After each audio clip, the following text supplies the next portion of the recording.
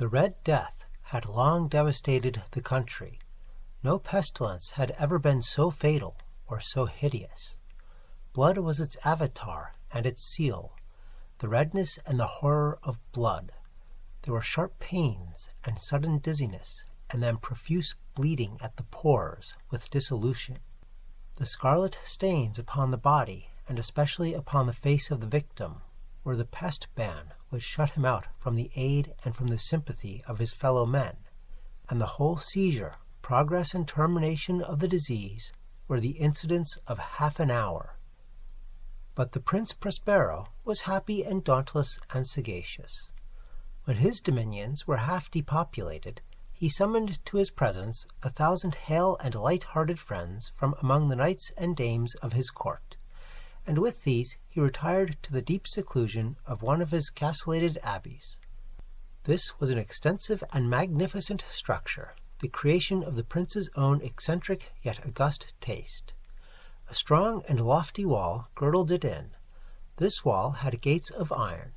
The courtiers, having entered, brought furnaces and massy hammers and welded the bolts. They resolved to leave means neither of ingress or egress to the sudden impulses of despair or of frenzy from within. The abbey was amply provisioned. With such precautions the courtiers might bid defiance to contagion. The external world could take care of itself. In the meantime, it was folly to grieve or to think. The prince had provided all the appliances of pleasure. There were buffoons, there were improvisatori, there were ballet dancers, there were musicians, there was beauty, there was wine. All these and security were within. Without was the Red Death. It was towards the close of the 5th or 6th month of his seclusion, and while the pestilence raged most furiously abroad, that the Prince Prospero entertained his 1,000 friends at a masked ball of the most unusual magnificence. It was a voluptuous scene, that masquerade, but first let me tell you of the rooms in which it was held. There were 7, an imperial suite. In many palaces, however, such suites form a long and straight vista, while the folding doors slide back neatly to the walls on either hand, so that the view of the whole extent is scarcely impeded. Here the case was very different, as might have expected from the Duke's love of the bizarre. The apartments were so irregularly disposed that the vision embraced but little more than one at a time. There was a sharp turn at every 20 or 30 yards, and at each turn a novel effect. To the right and left, in the middle of each wall, a tall and narrow Gothic window looked out upon a closed corridor which pursued the windings of the suite. These windows were of stained glass, whose colors varied in accordance with the prevailing hue of the decorations of the chamber into which it opened. That at the eastern extremity was hung, for example, in blue, and vividly blue were its windows. The second chamber was purple in its ornaments and tapestries, and here the panes were purple. The third was green throughout, and so were the casements. The fourth was furnished and lighted with orange, the 5th with white, the 6th with violet.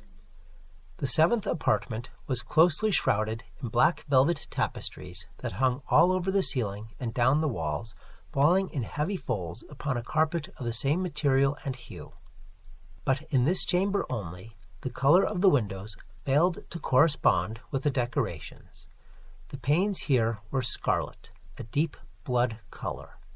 Now in no one of the 7 apartments was there any lamp or candelabrum amid the profusion of golden ornaments that lay scattered to and fro or depended from the roof. There was no light of any kind emanating from lamp or candle within the suite of chambers. But in the corridors that followed the suite there stood, opposite to each window, a heavy tripod bearing a brazier of fire that projected its rays through the tinted glass, and so glaringly illumined the room. And thus were produced a multitude of gaudy and fantastic appearances. But in the western, or black chamber, the effect of the firelight that streamed upon the dark hangings through the blood-tinted panes was ghastly in the extreme, and produced so wild a look upon the countenances of those who entered, that there were few of the company bold enough to set foot within its precincts at all. It was in this apartment, also, that there stood against the western wall a gigantic clock of ebony. Its pendulum swung to and fro with a dull, heavy, monotonous clang, and when the minute hand made the circuit of the face and the hour was to be stricken, there came from the brazen lungs of the clock a sound which was clear and loud and deep and exceedingly musical, but of so peculiar a note and emphasis that, at each lapse of an hour, the musicians of the orchestra were constrained to pause momentarily in their performance to hearken to the sound, and thus the waltzers perforce ceased their evolutions, and there was a brief disconcert to the whole gay company, and while the chimes of the clock yet rang, it was observed that the giddiest grew pale, and the more aged and sedate passed their hands over their brows as if in confused reverie or meditation. But when the echoes had fully ceased, a light laughter at once pervaded the assembly. The musicians looked at each other and smiled, as if at their own nervousness and folly, and made whispering vows, each to the other, that the next chiming of the clock should produce in them no similar emotion. And then, after the lapse of 60 minutes, which embraces 3,600 seconds of the time that flies, there came yet another chiming of the clock, and then were the same disconcert and tremulousness and meditation as before. But, in spite of these things, it was a gay and magnificent revel. The tastes of the Duke were peculiar. He had a fine eye for colors and effects. He disregarded the decora of mere fashion. His plans were bold and fiery, and his conceptions glowed with barbaric luster. There are some who would have thought him mad. His followers felt that he was not. It was necessary to hear and see and touch him to be sure that he was not. He had directed, in great part, the movable embellishments of the 7 chambers upon occasion of this great fete, and it was his own guiding taste which had given character to the masqueraders. Be sure they were grotesque. There were much glare and glitter and piquancy and phantasm, much of what had been seen in Hernani. There were arabesque figures with unsuited limbs and appointments. There were delirious fancies such as the madman fashions. There was much of the beautiful, much of the wanton, much of the bizarre, something of the terrible, and not a little of that which might have excited disgust. To and fro in the 7 chambers there stalked, in fact, a multitude of dreams. And these, the dreams, writhed in and about, taking hue from the rooms, and causing the wild music of the orchestra to seem as the echo of their steps. And anon there strikes the ebony clock which stands in the hall of the velvet, and then, for a moment, all is still, and all is silent, save the voice of the clock. The dreams are stiff frozen as they stand, but the echoes of the chime die away. They have endured but an instant, and a light, half-subdued laughter floats after them as they depart. And now again the music swells, and the dreams live, and writhe to and fro more merrily than ever, taking hue from the many-tinted windows through which stream the rays from the tripods. But to the chamber which lies most westwardly of the 7, there are now none of the maskers who venture, for the night is waning away, and there flows a ruddier light through the blood-covered panes, and the blackness of the sable drapery appalls. And to him whose foot falls upon the sable carpet, there comes from the near clock of ebony a muffled peal more solemnly emphatic than any which reaches their ears who indulge in the more remote gaieties of the other apartments. But these other apartments were densely crowded, and in them beat feverishly the heart of life, and the revel went whirlingly on, until at length there commenced the sounding of midnight upon the clock. And then the music ceased, as I have told, and the evolutions of the waltzers were quieted, and there was an uneasy cessation of all things as before. But now there were 12 strokes to be sounded by the bell of the clock, and thus it happened, perhaps, that more of thought crept, with more of time, into the meditations of the thoughtful among those who revelled. And thus, too, it happened, perhaps, that before the last echoes of the last chime had utterly sunk into silence, there were many individuals in the crowd who had found leisure to become aware of the presence of a masked figure which had arrested the attention of no single individual before. And the rumour of this new presence having spread itself whisperingly around, there arose at length from the whole company a buzz, or murmur, expressive of disapprobation and surprise, then finally of terror, of horror, and of disgust. In an assembly of phantasms such as I have painted, it may well be supposed that no ordinary appearance could have excited such sensation. In truth, the masquerade license of the night was nearly unlimited, but the figure in question had out-Heroded Herod, and gone beyond the bounds of even the prince's indefinite decorum. There are chords in the heart of the most reckless which cannot be touched without emotion. Even with the utterly lost, to whom life and death are equally jests, there are matters of which no jest can be made. The whole company, indeed, seemed now deeply to feel that in the costume and bearing of the stranger neither wit nor propriety existed. The figure was tall and gaunt, and shrouded from head to foot in the habiliments of the grave. The mask which concealed the visage was made so nearly to resemble the countenance of a stiffened corpse that the closest scrutiny must have had difficulty in detecting the cheat. And yet all this might have been endured, if not approved, by the mad revellers around. But the murmur had gone so far as to assume the type of the Red Death.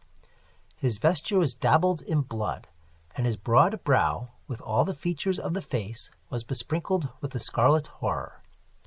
When the eyes of Prince Prospero fell upon this spectral image, which with a slow and solemn movement, as if more fully to sustain its role, stalked to and fro among the waltzers, he was seen to be convulsed, in the first moment, with a strong shudder either of terror or distaste, but in the next his brow reddened with rage. "Who dares," he demanded hoarsely of the courtiers who stood near him, "who dares insult us with this blasphemous mockery? Seize him and unmask him, that we may know whom we have to hang at sunrise from the battlements." It was in the eastern or blue chamber in which stood the Prince Prospero as he uttered these words. They rang throughout the 7 rooms loudly and clearly, for the prince was a bold and robust man, and the music had become hushed at the waving of his hand. It was in the blue room where stood the prince, with a group of pale courtiers by his side. At first, as he spoke, there was a slight rushing movement of this group in the direction of the intruder, who at the moment was also near at hand, and now, with deliberate and stately step, made closer approach to the speaker.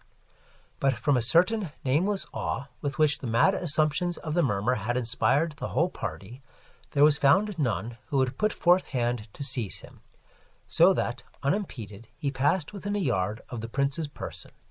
And while the vast assembly, as if with one impulse, shrank from the centres of the rooms to the walls, he made his way uninterruptedly, but with the same solemn and measured steps which had distinguished him from the first, through the blue chamber to the purple, through the purple to the green, through the green to the orange, through this again to the white, and even thence to the violet, ere a decided movement had been made to arrest him. It was then, however, that the Prince Prospero, maddening with rage and the shame of his own momentary cowardice, rushed hurriedly through the 6 chambers, while none followed him on account of a deadly terror that had seized upon all. He bore aloft a drawn dagger, and had approached in rapid impetuosity to within 3 or 4 feet of the retreating figure, when the latter, having attained the extremity of the velvet apartment, turned suddenly and confronted his pursuer.